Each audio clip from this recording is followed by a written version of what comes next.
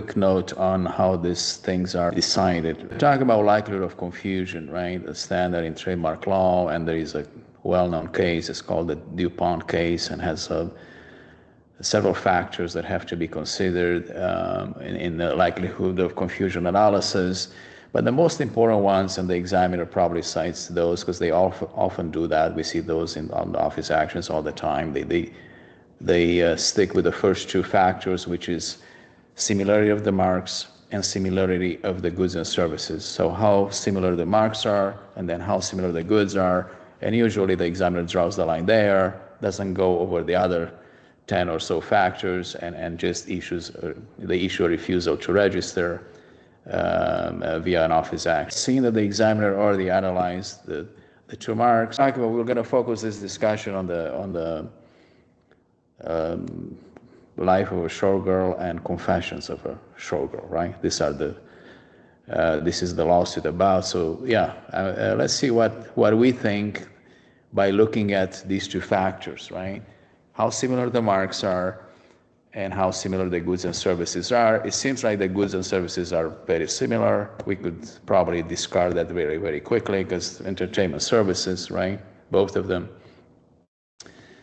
So probably the next major question is how similar the marks are. It looks like the examiner concluded the showgirls is the dominant. It's called the dominant term in a mark, and therefore the consuming public, the public at large, is more likely to remember that dominant term of a compound mark where you have several terms in a mark, a phrase, several words in a mark. The examiner is narrowing down on showgirl and say, yeah, there are other things there that are different, but showgirls is the dominant term, and the public is more likely to remember that, and therefore it's likely confusion. That's the examiner opinion, right? Was never tested, as Emily said.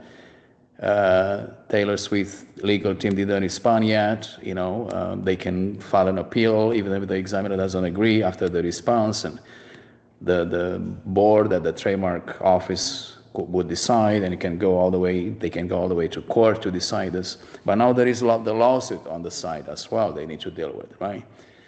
So anyway, this will be the major question, how similar the marks are. So yeah, I'm a trademark attorney. I can start, I guess, and opine here. My opinion is, based on the limited facts, I am aware of, obviously, because there are a lot of factors, right? In this DuPont analysis is very complicated. You need to look at the nature of the customers, how sophisticated they are. You look at the trade channels. A lot of factors. But let's narrow our discussion to this first factor, which is the similarity of the marks. My opinion is that Taylor Swift is going to win here in the end. I don't think the marks are similar. I think this is a stretch. I think the examiner is wrong, and we see refusals all the time, right? The examiners opine the two marks are similar, and we respond to a lot of office actions, and oftentimes they agree with us, and they don't fight it off. Sometimes they fight it off, and we appeal, and the board may agree with us. So the fight is not over. Just because the examiner issues an opinion is not the end of the road.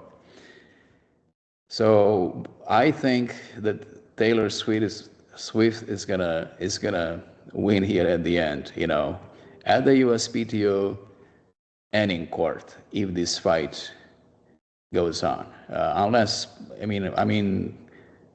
she's gonna win in a way via a settle. My guess is they will settle the case.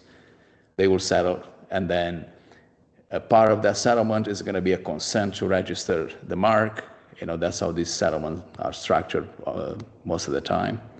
But if it goes all the way to the final decision by a jury or by a judge in a bench trial, I think the marks will be found not to be similar.